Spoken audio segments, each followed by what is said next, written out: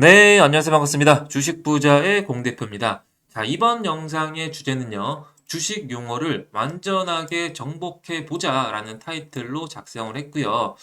증자와 감자까지 유상증자도 있고 무상증자도 있고 유상감자도 있고 무상감자도 있는데 디테일하게 호재로 어떤 게 작용하고 악재로 어떤 게 작용하는지 파악해보고 면밀하게 분석해 보도록 하겠습니다.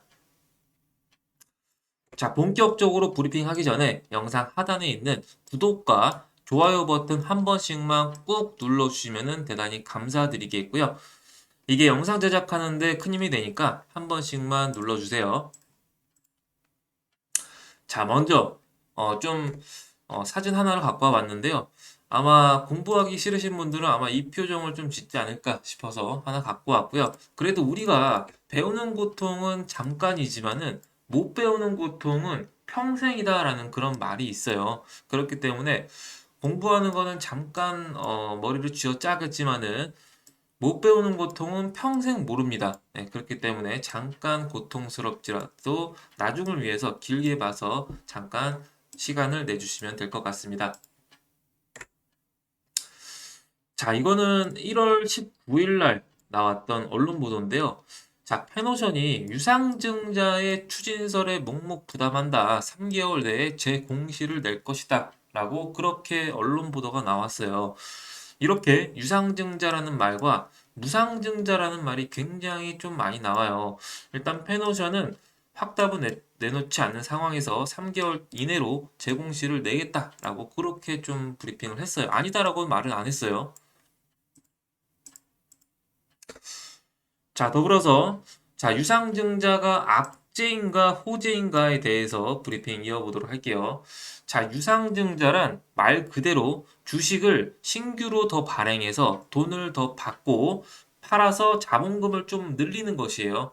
그러니까 자본금을 늘리는 것을 증자라고 하고 자본금을 줄이는 것을 감자라고 하는데 흔히 투자자들은 유상증자를 부정적으로 좀 봅니다. 왜냐?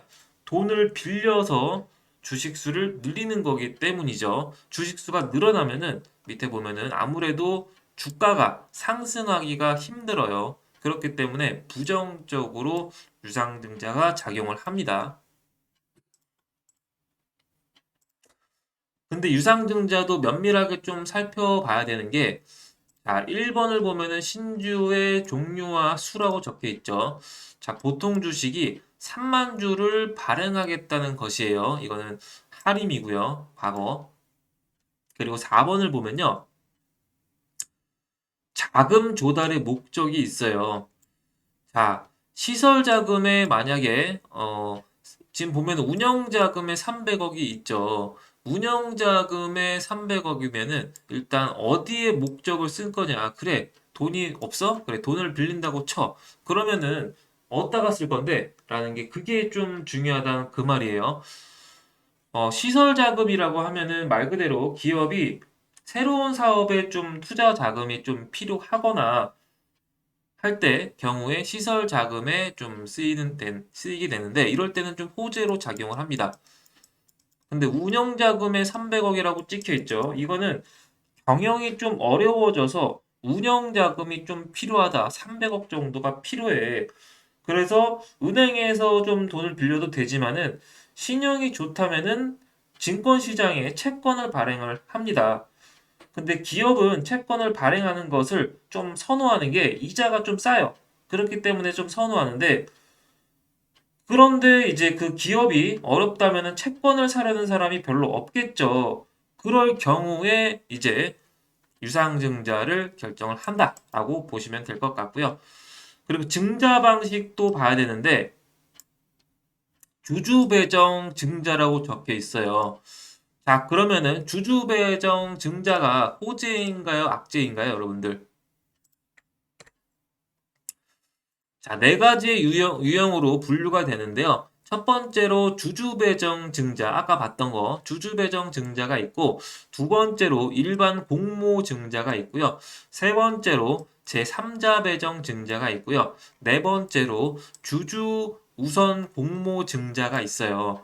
일단 주주 배정 증자는 기존 주주를 대상으로 지분율에 따라서 주주 신주를 좀 배정하겠다라는 거고, 기존 주주를 대상으로 한다는 거고, 일반 공모는 기존 주주도 포함한 플러스로 불특정 다수에게 기회를 제공한다라는 거고, 3번은 기존 주주가 아니라 제3자에게 특정하여 배정한다라는 거고, 4번은 기존 주주를 대상으로 우선 청약 기회를 제공하고, 만약에 니네가 안 한다면은 그 물량을 일반 공모한테 진행을 한다라고 보시면 될 것 같은데, 자, 1번에서 4번 중에 어떤 게 호재일까요?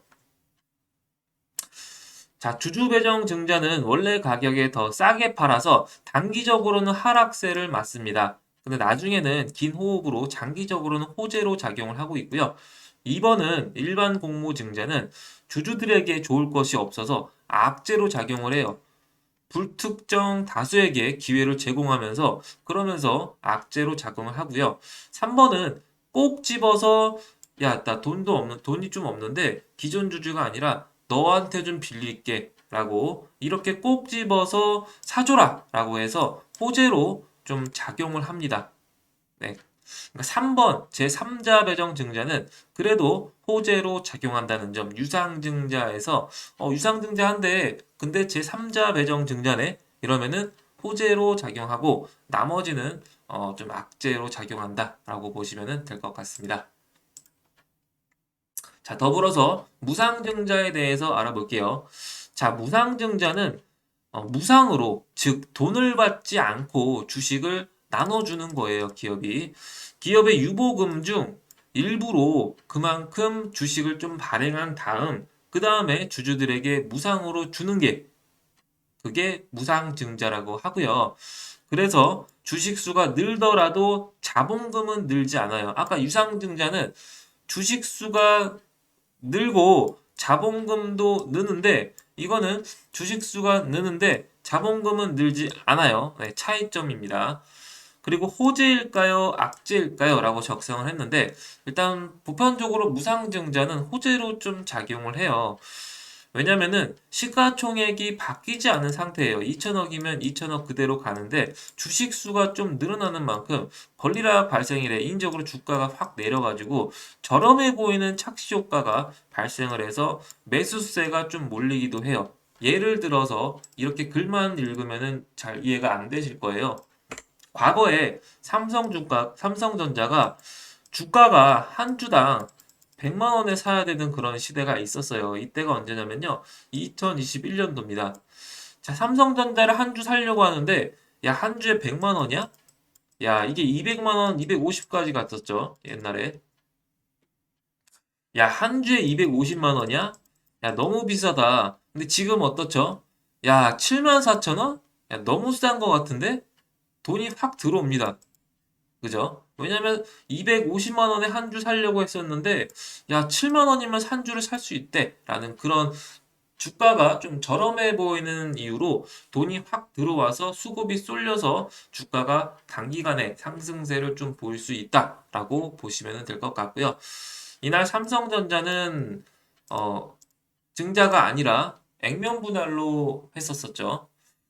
자, 다음으로 넘어가서 최근에 소록수가 무상증자를 한다는 그런 소식이 있었고요. 보통주 한 주당 14주를 배정하는 무상증자를 결정했어요. 1대 14를 결정하면서 그러면서 주가가 6거래일 동안 상한가를 계속 지속적으로 달린 적이 있습니다. 이게 한마디로 1대 14로 하냐, 한 주당 14주를 배정을 해주냐, 아니면 한 주당 한 주로 1대 1로 해주냐, 혹은 1대 2로 해주냐, 그거에 따라서 기대감이 다르겠죠. 1대 1이면 메리트가 좀 별로 없다라고 보시면 될 것 같고요. 1대 14 정도, 혹은 1대 8 정도, 이렇게 되면은, 주가가 한 주만 사도 뭐야, 8주를 준다고? 한 주만 사도 14주를 준다고? 라는 그런 기대감이 작용해서 우상증자는 호재로 작용한다라고 보시면 될 것 같습니다. 자, 더불어서 유상감자와 무상감자에 대해서 알아볼게요. 자, 증자와 반대로 감자는 기업이 자본금을 좀 줄이는 거를 감자라고 해요. 일단 유상감자는요, 주주에게 현금을 주고 주식수를 좀 줄인다라고 보시면 될 것 같고요. 통상적으로 감자라는 말은 자본금이 줄어드는 거라서 악재로 작용을 해요. 그리고 무상감자는 주주에게 현금 없이 뭐 예를 들어 뭐 예를 들어 100만 원이면은 100만 원을 주고 주식수를 줄인다라는 게 유상 감자고, 예를 들어 100만 원을 안 주고 너네는 주식수를 줄이는 게 무상 감자다라고 보시면 될 것 같아요. 자, 10대 1로 무상 감자를 한다라고 하면은 내가 만약에 삼성전자를 100주 정도 들고 있었어요. 근데 이 삼성전자가 무상 감자를 하면은 난 분명히 100주를 들고 있었는데 10주로 바뀌는 거예요. 10대 1로 한다게 되면요.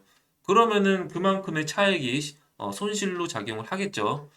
그렇기 때문에 악재로 작용하기 때문에 무상 감자를 하기 전에 혹은 유상 감자를 하기 전에 매도세가 나와서, 그래서 주가가 그 전부터 하락세를 보인다라고 보시면 될 것 같고요. 반면에 만약에 A기업, 삼성전자가 만약에 계속 적자를 내고 자본금이 잠식될 상태까지 돼서 감자를 하게 되면요. 선반영돼서 주가가 크게 만약에 떨어졌다라면, 이미 많이 떨어졌다라면요. 차라리 주식수가 좀 줄어든 게 긍정적으로도 작용이 하기도 해요. 근데 통상적으로는 감자라는 말은 자본금이 줄어드는 거기 때문에 악재로 작용을 한다 라고 보시면 될 것 같아요.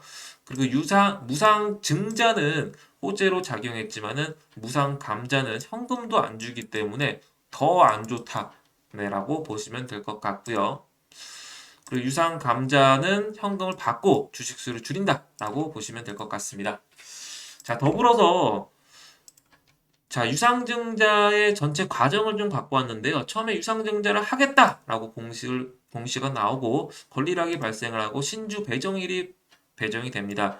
그리고 나서 신주 인수권이 상장이 되고 신주 인수권이 상장 폐지가 되고 발행가가 확정된 다음에 청약을 하고 신주가 상장을 합니다.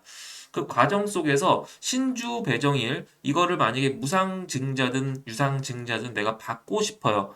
그러면은 신주 배정일이 여기 보면 13일이죠. 그러면 11월 13일인데 11월 13일이 되기 전에 이틀 전인 11월 11일까지 매수를 해 놔야 돼요. 삼성전자면요. 삼성전자를 11월 13일이 신주 배정일이면은 이틀 전인 11일까지 매수를 해 놔야 유상증자에 참여할 수 있다는 점 참고하시면 좋을 것 같습니다. 자, 여기까지 하고 영상 마치도록 하고요. 자, 저랑 함께 하실 분들은 010-2509-0456번으로 숫자 8번이라든지 숫자 8번 남겨주시면 도움 드리도록 하겠습니다. 시청해주신 여러분들 대단히 감사드리고, 영상이 유익했음에도 불구하고 아직까지 구독과 좋아요 버튼 안 눌러주신 분들은요, 한 번씩만 꼭 눌러주시면 대단히 감사드리겠습니다.